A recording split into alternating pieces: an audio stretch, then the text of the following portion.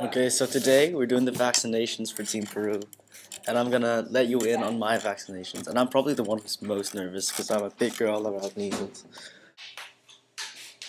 Du har for 17 år siden fået smitsommebetændelse B-vaccine med en måneds mellemrum.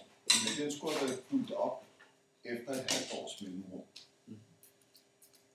Der er ikke nogen, der ved, om den virker. Ikke fordi det går ondt at få den. Nej, nu til at være i morgen. Det kommer til at være i morgen. Ja, altså de fleste gør. Men hvis du allerede i aften, så kan jeg analysere lidt på det. Der har jeg fået noget andet at vide, og så får jeg den her dag. Jeg hader noget.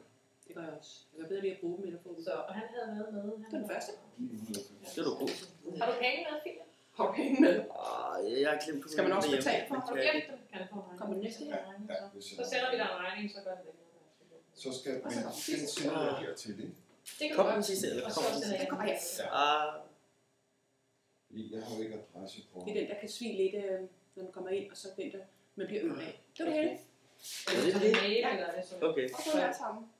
Det var bare rigtig god til. Der kommer Tak. et brev Tusind tak. til jer også. Yes. Der laver Okay. vi en Okay, that wasn't as bad as I thought it would, but I was scared. I was so scared. You have no, I hate needles so much. I'm just glad it's over with.